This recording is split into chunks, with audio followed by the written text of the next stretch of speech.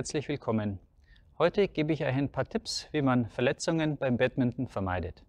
Das schönste Badminton macht keinen Spaß, wenn man nicht gesund ist.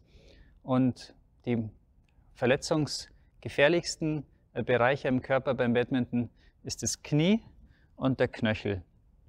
Hier kann man leicht umknicken oder das Knie überbelasten. Dazu gebe ich euch heute Tipps, wie man das vermeiden kann. Tipp Nummer 1: Nehmt hohe Schuhe. Gerade für Anfänger ist es wichtig, um Knöchelverletzungen zu vermeiden.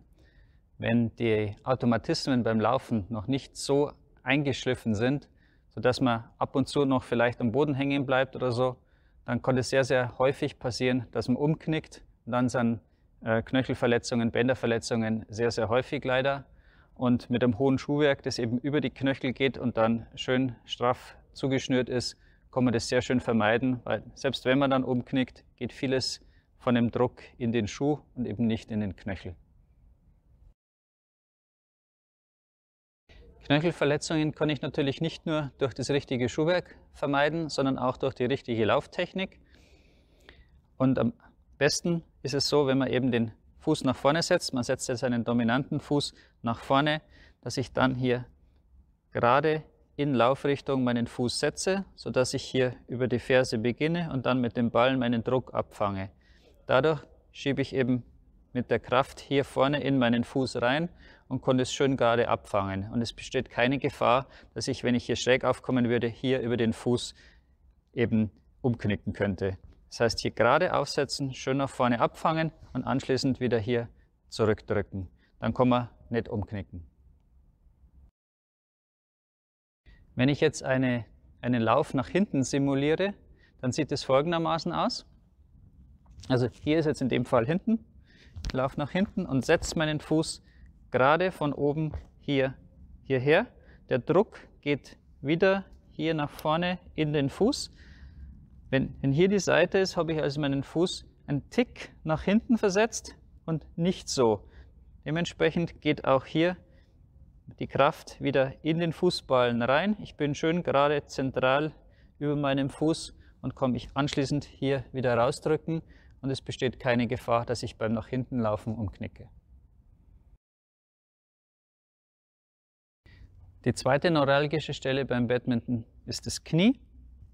Hier vor allem auch das rechte Knie, weil hier über die Ausfallschritte sehr viel Belastung draufkommt. Dementsprechend wichtig ist es auch, dass ich eben auch beim Laufen auf das Knie gut aufpasse. Auch hier zwei Sachen zu beachten. Das eine ist, wenn ich eben hier in Laufrichtung bin, dass ich das Knie gerade über dem Fuß habe, um keine Drehungen zu haben. Dementsprechend wird hier auch wenig Belastung seitlich, sondern nur nach vorne generiert. Und ich darf, wenn ich dann den Ausfallschritt nach vorne setze, nicht zu sehr in das Knie reinfallen. Wenn ich zu weit nach vorne komme, irgendwann ist hier auch die Belastung für das Knie selbst zu hoch und die Muskulatur kann nicht mehr alles abfangen. Das heißt, wenn ich hier noch einen guten Winkel vom Unterschenkel zum Oberschenkel habe, kann ich quasi die ganze Belastung mit dem Oberschenkelmuskulatur abfangen und ich kann mich anschließend wieder rausdrücken. So vermeide ich Knieverletzungen.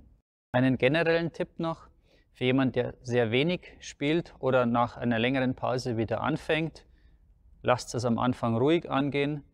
Die Muskulatur muss hier sehr viel Kraft abfangen beim Badminton. Wenn ihr sie am Anfang zu stark überlastet, erhöht es euer Risiko, euch zu verletzen. Das heißt, gerade nach Pausen fangt langsam wieder an, kommt langsam rein, baut eure Muskulatur erst wieder richtig gut auf, bevor ihr wieder in die richtige Hochbelastung reingeht.